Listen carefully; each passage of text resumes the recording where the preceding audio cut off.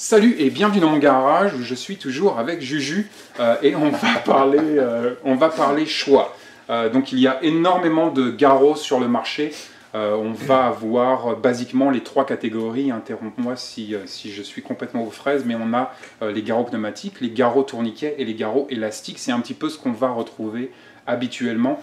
Je voulais te poser la question par rapport aux garrots pneumatiques parce que j'ai jamais eu d'exemple avec moi. À quoi sert un garrot pneumatique et pourquoi on n'en a pas un sur la table? Ça sert à la même chose qu'un garrot tourniquet. On n'en a pas un sur la table parce que c'est pas très applicable sur le terrain en fait.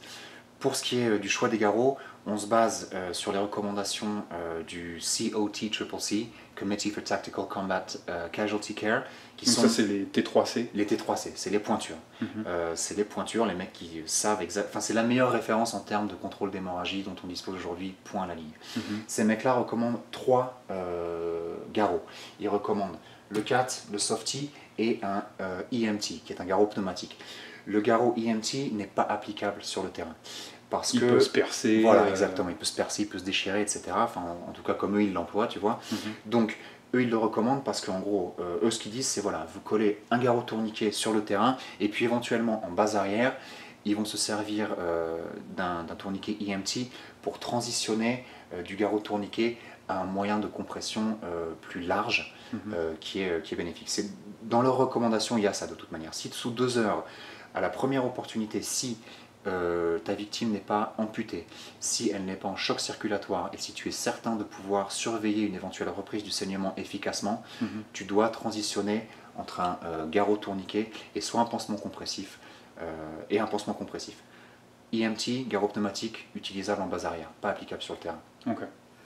Donc on va aussi avoir toutes les catégories catégories un petit peu folkloriques de garrots élastiques. Là on a les exemples type, donc le TK4, énormément utilisé. Qu'est-ce que tu penses de ces garrots, de cette gamme de garrots élastiques? Là, on rentre dans le domaine de mon opinion et de ma préférence personnelle. Enfin, non, d'abord, ce qui est démontré, c'est qu'un garrot tourniquet est plus efficace qu'un garrot élastique. Un autre moyen efficace de contrôler les hémorragies dont on parle, c'est un bon pansement compressif bien construit. C'est beaucoup plus long à poser qu'un garrot tourniquet. Ce que je pense des garrots élastiques, c'est que ce sont des compromis médiocres entre un mauvais garrot tourniquet et un mauvais pansement compressif. Tu vois, pour moi, ça n'a pas d'utilité ces trucs-là. Alors, je sais que les gens les aiment beaucoup parce qu'ils se disent mais c'est léger, c'est pratique, ça pèse pas lourd. Il faut se rendre compte que pour ces deux trucs-là, le compromis idéal entre poids, encombrement et efficacité pour contrôler une hémorragie qui va te laisser mort si tu fais rien, c'est ça, et c'est pas par hasard.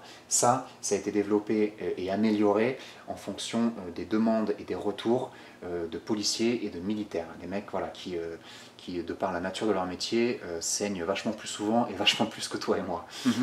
Et qui en plus ont des kilos et des kilos sur le dos. Donc les mecs, ils ont dit attendez, vous êtes gentils, vous allez me trouver un truc que je puisse me mettre tout seul et qui va m'éviter de me vider de mon sang dans le désert.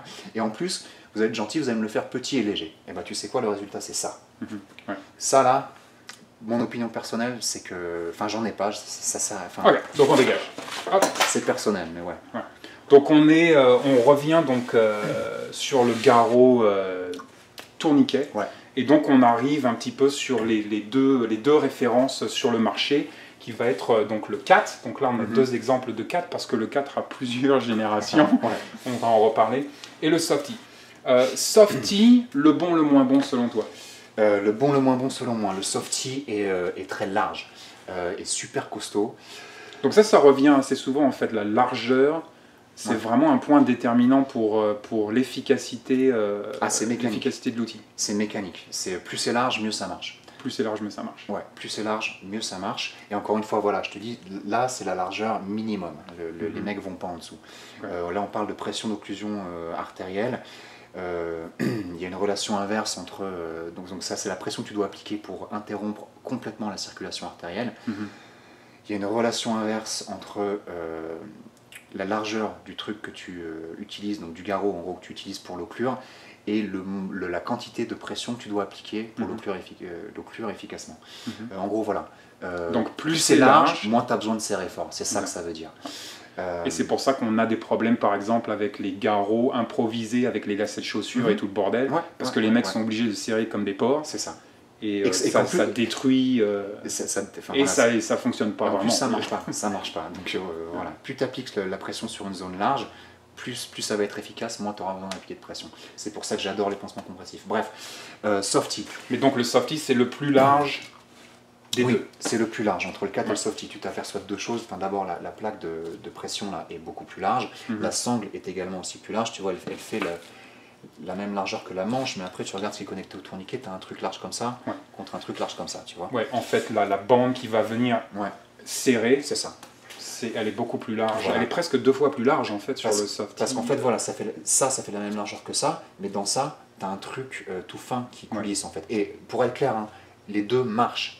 Voilà, juste de mon point de vue, enfin voilà, le Softy est plus large et c'est pour ça, et c'est un avantage. Le moins bon sur le Softy, et là encore une fois, c'est de la préférence personnelle et ma modeste expérience, moi je le trouve chiant à mettre à une main. À poser une main, surtout la main faible, moi aussi. Enfin voilà, moi ça, j'arrive à me le poser bien, mais j'arrive pas à me le poser vite et bien. Lié à plusieurs choses. D'une part, il faut serrer vraiment très fort. Tu vois, imagine-toi ton bras mort, etc. Donc on appuie contre un arbre, le sol, je sais pas quoi. Tu serres très fort, il tourne. Il tourne. Tu es obligé de le rajuster. Des fois, tu es obligé de fignoler avec l'orientation. Ça, d'une part. D'autre part, le fait, c'est que le mécanisme de blocage, en fait, tu vois, à une main, il va falloir que tu fasses. Tu vas faire rentrer dans le petit triangle. Voilà. Et quand ça, c'est sur l'extérieur, un peu en arrière de ton bras mort, avec ta main gauche, qui en plus t'as froid, qui pleut, je sais pas quoi. Moi j'ai du mal. Donc pour résumer, en fait, si tu as tes deux mains et que tu le poses sur quelqu'un d'autre, c'est probablement le top du top. Oui, pour moi, oui. Encore une fois, là, c'est préférence personnelle. Recommandation officielle, épreuve, les deux marchent. Moi, dans mon expérience, tu vois, grosse cuisse, gros bras, et si j'ai deux mains pour travailler, je vais prendre celui-là. Si j'ai qu'une main pour travailler, tu vois que c'est à moi ou que c'est sur une extrémité plus fine, je vais prendre celui-là. Donc le bon et le moins bon du 4. Donc déjà, il y a plusieurs générations. Ouais. Donc ça, c'est la dernière. Ça, c'est un truc qui est sorti en octobre 2015, enfin bref. Ouais, je crois que toi, tu as la dernière génération, moi j'ai celle d'avant. La différence, c'est que tu avais, dans toute celle d'avant, une boucle à double fente. Qui faisait chier. Et les mecs te disaient, voilà, quand vous le mettez sur une cuisse, il faut le passer dans une fente et le repasser dans l'autre. Utiliser les deux. Et ça fait chier. Parce que tu perds du temps, tu perds ta tension et donc le mec perd du sang. Un autre truc qui peut être chiant avec le 4, c'est le velcro.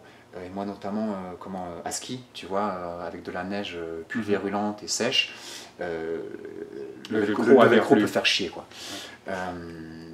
Ça, c'est à mon sens, encore une fois, c'est l'expérience personnelle, là, le moins bon du 4. Le problème de la boucle, ils s'en sont tellement pris plein la gueule avec cette histoire qu'ils l'ont changé et qu'il n'y a plus qu'une simple fente un peu plus large.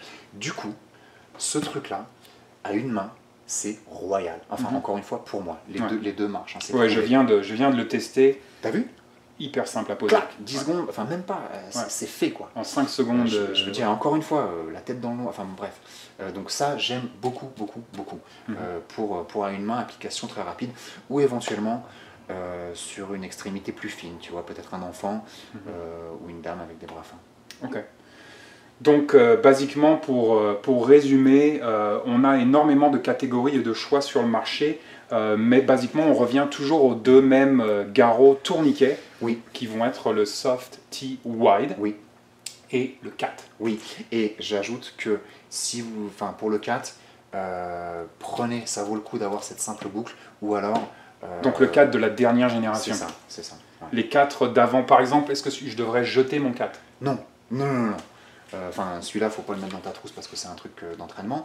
Mais non, tu devrais pas le jeter. Par là. Est-ce qu'on ne peut pas utiliser des tourniquets d'entraînement dans la vraie vie ? Non, jamais. Non, évidemment pas. Non, c'est dangereux. Il faut pas.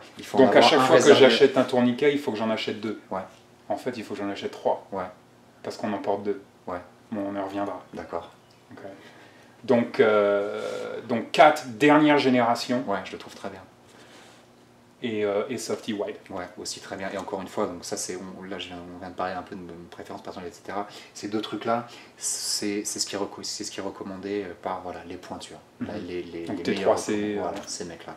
Il n'y a pas mieux en termes de recherche et de recommandation pour arrêter une hémorragie. Et donc toi tu portes les deux. Oui, monsieur. À tout de suite. À tout de suite.